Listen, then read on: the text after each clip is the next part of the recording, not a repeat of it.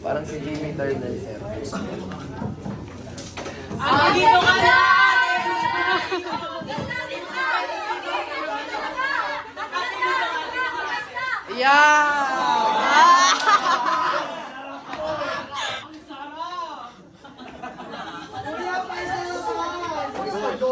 Kuya, ang dumi mo na.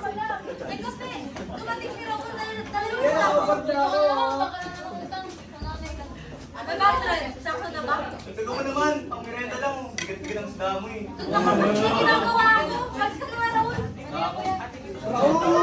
Bye, Raul!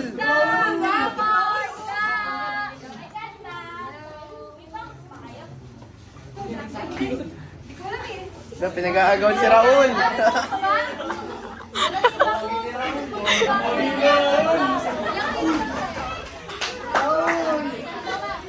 Raul, 150! O, hindi na marinig yung lingwahe nila.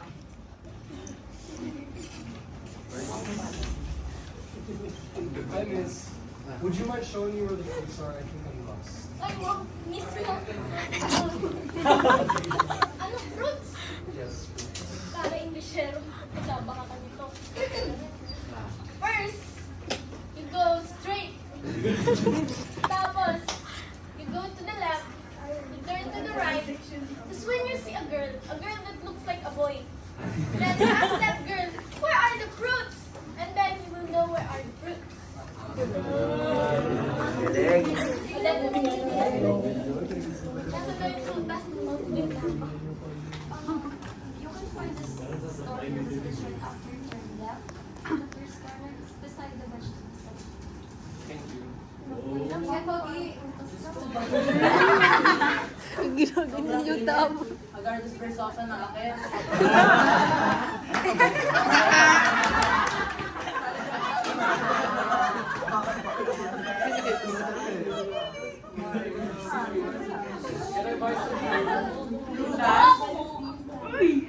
Bibili ng prutas?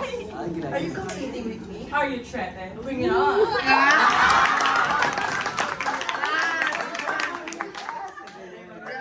My gnocchi is freshly picked from the highlands of the Philippines. What about you? Erem ako dyan. My oranges has anti-inflammatory, antioxidant, with glutathione and cinnamon extract with ginkgo biloba E.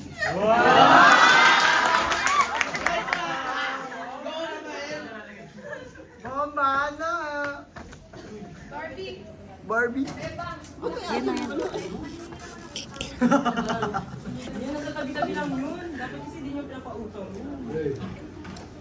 oh, stop asking mo. What's the about here? Panis. Later na, anak. Maniningin ka ng utak si Ma. I should sleep. Magdahanay pala yan. Oo, baka pwede sa susunod na babayaran mo talaga. Ay, naku, yan tayo, pe. Kung kayo nakangako na magbayad kayo, hindi nyo tupad. Promise, sa susunod na babayaran. Pinula talaga sa email. Wala ko nang magagawa. Maraming salamat po, madam. Siya, sige, sa susunod na. Maraming salamat po, madam. Friends na later yung magamay fish.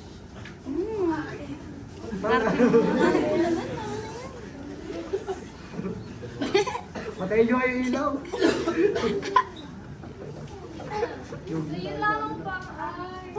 Ay.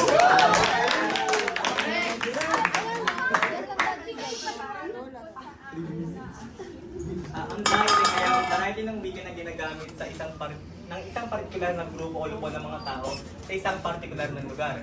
Sa aming sinagawang skit, makikita ang dialektong, na ginamit ang dialektong Pangasinense ng isang tindera mula sa Pangasinan.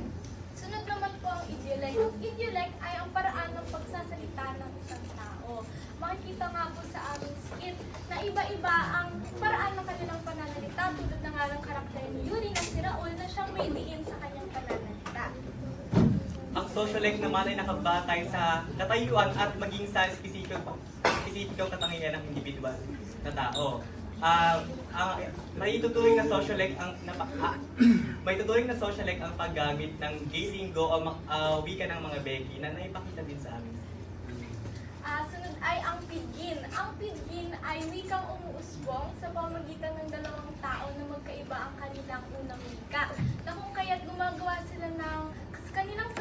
lingwahe upang sila ay magkaintindihan. Katulad na nga lang ng aking karakter na pinagsama niya ako wikang Tagalog at Ingles upang makipag-usap dun sa foreigner na kanyang kinakausap. Ang Creole naman ay ang variety ng wika na nagmumula sa Pidgin.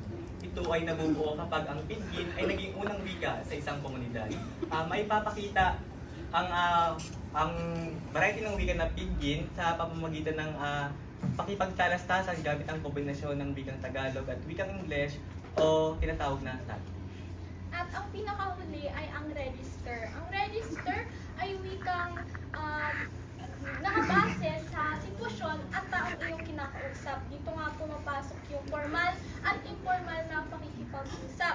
Gaya na nga ng karakter ni Mafe na kung saan iba ang paraan ng kanyang pakikipag-usap sa kanyang kaibigan na si Marilu kumpara sa kanyang pinagkakautangan. At yun lamang po ang aming presentación.